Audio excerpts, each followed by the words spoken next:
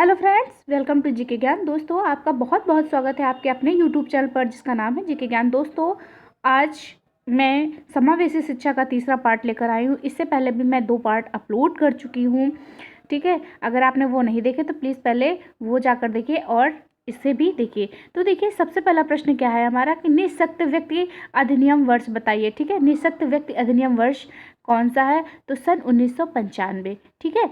इस तरीके के प्रश्न पूछे जाते हैं सन वाले, तो आप उन्हें भी अच्छे से याद कर लें। अगला प्रश्न देखिए क्या है, सेकंड नंबर, राष्ट्रीय न्यास अधिनियम वर्ष बताइए, ठीक है। क्या है? राष्ट्रीय न्यास अधिनियम वर्ष। तो ये जो है ये कब हुआ? 1999, ठीक है, 1999 में हुआ। अगला प्रश्न है 3 नंबर, राज्य सरकार प्रतिवर्ष निःशक्त बच्चों को कितनी धनराशि देती है? जी हाँ, निःशक्त बच्चों को सरकार की तरफ से कुछ धनराशि दी जाती है, तो वो होती है आपकी 600 रुपये, ठीक है। कितनी हो गई? 600 रुपये, ठीक है। पता चल गया। अब देखिए अगला प्रश्न है कथन वाला, ठीक है। तो किसका कथन है? विशिष्ट बालक जैसा कि बाल मनोविज्ञान में प्रयुक्त होता है, यह तात्पर्य अत्यधिक प्रवीण एवं प्रतिभाशाली बालकों के साथ साथ उन बच्चों से भी है जो निम्न बुद्धि या अन्य शिक्षण असमर्थताओं के कारण होते हैं। यह कथन जो है किसने कहा, यानी किसने दिया यह कथन? तो यह कथन था रेबर का। फ्रेंड्स, कभी कभी ऐसे प्रश्न पूछ ले जाते हैं कि ये कथन किसने कहा, तो कथन वाले भी बहुत इंपॉर्टेंट प्रश्न होते हैं, आप उनको भी अच्छे से पढ़िए। अगला प्रश्न देखिए 5 नंबर है, पिछड़े बच्चों से आप क्या समझते हैं? तो पिछड़ा हुआ विद्यार्थी वह है जो अपनी आयु के अन्य विद्यार्थियों की तुलना में अत्यधिक शैक्षिक दुर्बलता को प्रदर्शित करता है। कहने का मतलब यह है कि जैसे क्लास में होते हैं, किसी भी क्लास में बच्चे जो होते हैं वो लगभग सब एक ही आयु के होते हैं, ठीक है। ऐसा नहीं कि कोई 10 साल का है तो कोई 4 साल का है। अगर वो जैसे कोई भी बच्चा कक्षा 6 में है तो वो सब एक ही उम्र के होंगे।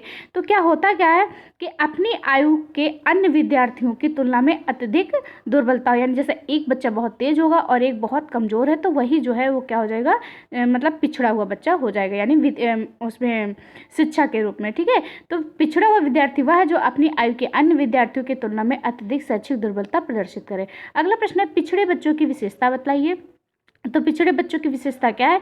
पिछड़े बच्चों की बुद्धि लब्धि सामान्य औसत से कम होती है, ठीक है। पिछड़े बच्चों का अधिगम स्तर जो है वो बहुत स्लो होता है, यानी धीमा होता है। पिछड़े बच्चों का व्यवहार असमायोजित होता है और पिछड़े बच्चे का जो जीवन है वो निराशा का अनुभव करते हैं, यानी जो पिछड़े बच्चे होते हैं उनके जीवन में जो है वे निराशा का अनुभव करते हैं। अगला प्रश्न देखिए 7 नंबर पर क्या है, पिछड़े बच्चों का लक्षण क्या है? तो पिछड़े बच्चों का लक्षण क्या है कि पिछड़े बच्चे जो है वो अत्यधिक तनावग्रस्त होते हैं, क्योंकि वो देखते हैं कि हमारे पास में बहुत अच्छे बच्चे हैं, तो उनसे जो है इस चीज़ से उन्हें बहुत तनाव होता है। तो इसका जो मेन लक्षण यही है कि पिछड़े बच्चे जो है वो अत्यधिक तनावग्रस्त होते हैं। और होता क्या है कि पिछड़े बच्चों के जो उनके सहपाठी हैं वो उनका मजाक उड़ाते हैं। अगला प्रश्न देखिए 8 नंबर क्या है, शैक्षिक रूप से पिछड़े या मंदता का कारण बताइए। तो इसका जो जो इनके जो कारण है वो कौन कौन से हो जाएंगे? तो शारीरिक कारण हो जाएगा, नंबर 2 मानसिक कारण, नंबर 3 विद्यालयी कारण, और नंबर 4 जो है पारिवारिक कारण भी हो जाता है। शारीरिक कारण में क्या है कि कोई प्रॉब्लम हो गई शरीर में, तो ये भी एक कारण हो गया।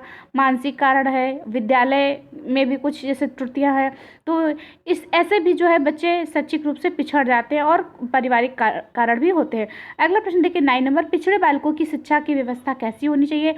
तो पिछड़े बालकों की शिक्षा की जो व्यवस्था है तो उसमें क्या होना चाहिए कि जो विद्यालय है, विद्यालय का वातावरण जो है भय मुक्त होना चाहिए। ऐसा नहीं कि बच्चे जो है टीचर से बहुत ज़्यादा डर रहे हैं।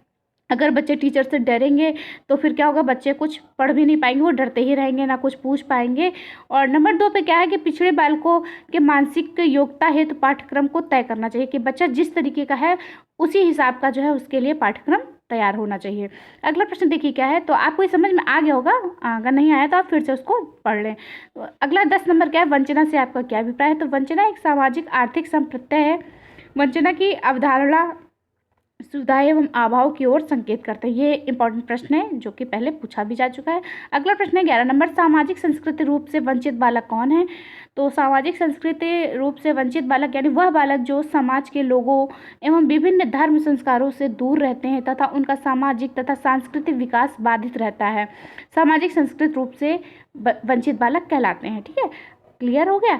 अगला देखिए 12 नंबर, मंद बुद्धि बच्चों की बुद्धि लब्धि कितनी होती है? तो मंद बुद्धि बच्चों की बुद्धि लब्धि जो है वो 70 से 79 के बीच में होती है। अगला प्रश्न है, एकीकृत शिक्षा का प्रारंभ कब हुआ? तो 1974 से एकीकृत शिक्षा का प्रारंभ हुआ। एकीकृत शिक्षा परियोजना का प्रारंभ कब हुआ? ठीक है। तो परियोजना वहाँ पे शिक्षा का आरंभ है और यहाँ पे परियोजना, ठीक है। तो ये 1990 ईस्वी में। अगला प्रश्न देखिए 15 नंबर, समन्वित शिक्षा प्रारंभ कब हुआ? तो समन्वित शिक्षा का प्रारंभ वर्ष जो है वो 2005 होगा। 16 नंबर है, राष्ट्रीय विकलांग नीति कब आई? तो राष्ट्रीय विकलांग नीति 2006 में आई। 17 नंबर प्रश्न है, एकीकृत शिक्षा क्या है? तो एकीकृत शिक्षा क्या है, देखिए ये इंपॉर्टेंट प्रश्न है आपका, देख लीजिए कि भारत में समावेशन प्रत्यय का आरंभ एकीकृत शिक्षा के रूप में हुआ। एकीकृत शिक्षा के माध्यम से दृष्टिबाधित बच्चों को सामान्य बच्चों के पास में सामान्य विद्यालय में ही शिक्षा देने की योजना है। वेरी वेरी इंपॉर्टेंट क्वेश्चन, ठीक है। अगला देखिए 18 नंबर, नेशनल ट्रस्ट एक्ट कब स्थापित हुआ? तो नेशनल ट्रस्ट एक्ट 1999 ईस्वी में स्थापित हुआ। 19 नंबर, क्वेश्चन नंबर 19, समूह शिक्षा क्या है? तो यह पारंपरिक शिक्षा पद्धति है। दोनों शिक्षक योजना बनाकर शिक्षा देते हैं। यह काफ़ी सरल पद्धति होती है और ये मतलब बताया गया कि पारंपरिक यानी कि ये बहुत ही पुरानी पद्धति है, ठीक है।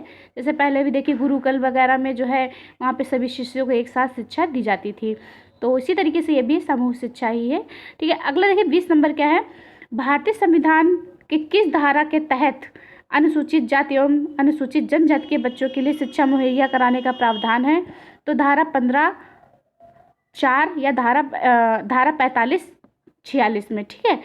तो अगला प्रश्न देखिए क्या है 21 नंबर, परामर्श में व्यक्ति को समाधान समस्या हेतु सहायता दी जाती है, मतलब किस तरीके से दी जाती है? तो वार्तालाप के माध्यम से। 22 नंबर देखिए, परामर्श एवं निर्देशन देने वाली संस्था मनोविज्ञानशाला उत्तर प्रदेश में कहाँ स्थित है? तो ये है प्रयागराज में। 23 नंबर देखिए, धीमी गति से सीखने वाले बच्चों की समस्या होती है, कौन कौन सी होती है? तो भाषा एवं वाणी में समस्याएं, दृष्टि एवं व्यवहारिक समस्याएं, श्रवण प्रत्यक्षीकरण की समस्याएं होती हैं। 24 नंबर देखिए, क्वेश्चन नंबर 24, वाक् दोष कितने प्रकार के होते हैं? तो वाक् दोष 6 प्रकार के होते हैं।